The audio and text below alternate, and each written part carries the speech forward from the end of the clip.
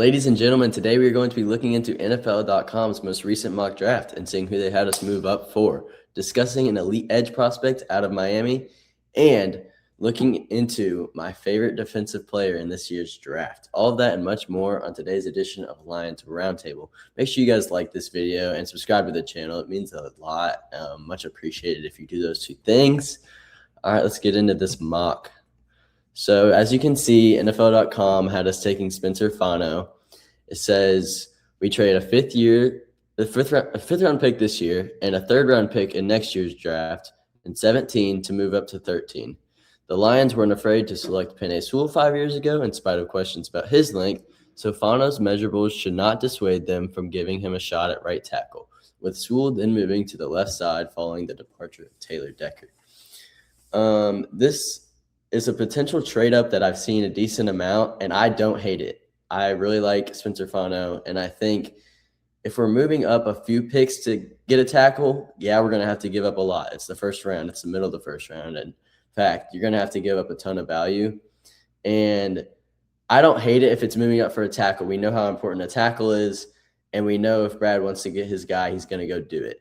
Now, moving into the top 10, that could be a lot more value than I think a lot of fans would be willing to give up, and me personally too.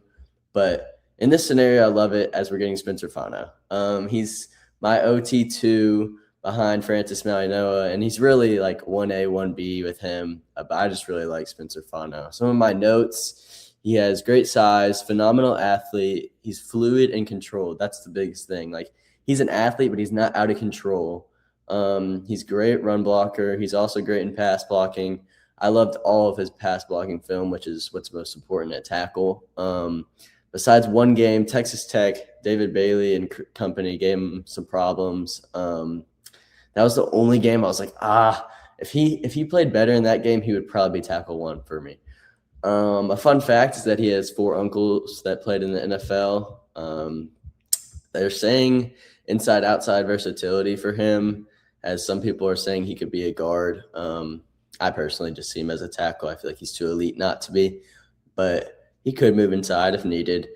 His arm length is just not ideal, so that's why I think they're throwing that out there. And my only real knock on him would be just he could get a bit stronger. He's obviously can move well enough. It's just putting on a little bit more strength, and I think he could be elite in the NFL. My comp, obviously he's not as good as him right now. Nobody in the world is as good as Penei Sewell right now, but Penei Sewell, yes, that's my comp for Spencer Fano. So that tells you how high of a ceiling he has for me. I just think Spencer Fano on the Lions would be a great get. Him and Sewell, like that could be one of the best duos in the NFL for the tackle position. And obviously that's an important position, so I would love that. I think he would help complete our offensive line and get it back to the elite tier that it should be and how the Lions want to play football.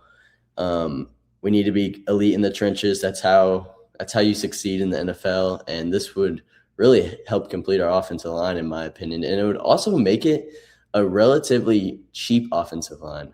I was thinking about that. Obviously, Sewell, he's getting a bag, as he should. But outside of him, the guard positions, Tate Ratledge, Christian Mahogany, they're all on rookie deals. And then obviously Spencer Fano would be. And then Cade Mays at center is the only one that's getting decent money. He's getting decent money, but he's not getting elite tier money. And if we could have an elite offensive line with only one real big money guy, which I think that's great, honestly. And I would really just love if we drafted him. And I think he's like my favorite realistic pick at 17. Obviously, there's some guys like we're going to talk about towards the end of this video that I would be my favorite pick for the Lions. But realistically, I think Francis Mauigoa goes top 10, and I think Spencer Fano could fall to the Lions at 17, and I would love that. Or I would love, in this scenario, even trading up a few picks, as he's one of my favorite prospects in this upcoming draft. All right, now let's get into this Akeem Mesidor talk. Yes, it's not Ruben Bain. I kind of talked about 2 Miami edges in the intro, but we will get into Ruben Bain eventually. But I think Mesidor is the realistic option for the Lions at 17. I think Bain goes in the top 5, top 10 at worst. But It says Messidor is an electric edge prospect who may go round one despite injury and age concerns. So I like Messidor a lot. I think his skill level is insane. I think he's ranked as my fourth edge rusher behind Bailey and Bain. But I really think that he has a variety of moves and can just be a great pass rusher. Oh, and he's behind Keldrick Falk. Sorry, I forgot to say that. He's behind those three guys, but I mean, fourth edge rusher, that's obviously really high. And I think he could go right around where we are selecting, but I think more realistically, he goes late first, early second, I think is my prediction for him. And I'll get into some concerns, but his pass rush skills are just elite. I mean, he had 2 sacks in the Natty. He had a lot of sacks all year. He has a relentless motor, and I think that goes a long way for the Lions in their evaluation. He's a bit on the smaller side, so that's one of my concerns. And then my other big concern is just his age. He's 25 years old. That's really old for a prospect. And I think Brad Holmes, as he was talked about, he was asked about his draft class and this draft class and how it's an older class and how that affects his picks. Because obviously the classes are just going to keep getting older and older as NIL becomes bigger and people just don't find a need to leave as early. And also with this transfer portal, people getting extra years and all the things like that. I just think classes will get older. And Brad was asked about that a couple of days ago in his press conference. And he said, once again, that his goal is to re-sign and draft players. So yes, that is going to affect my decision.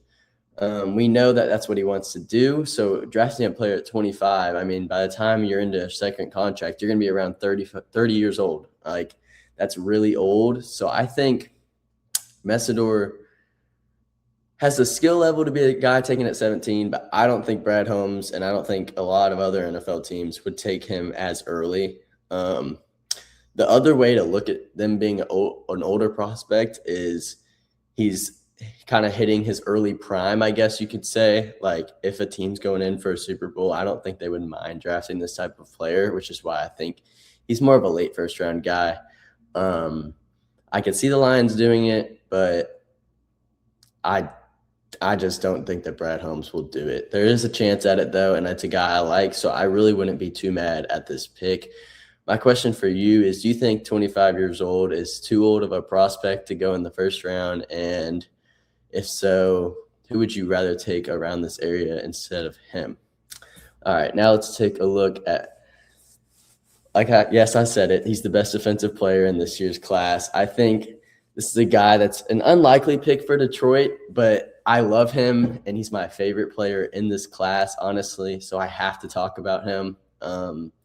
In most mocks, he's behind Arvo Reese, behind David Bailey, behind Mendoza, obviously, and Jeremiah Love. He's normally going around like the 5 to 10 area. So, yeah, he's not like most analysts' favorite prospect. He's mine, though.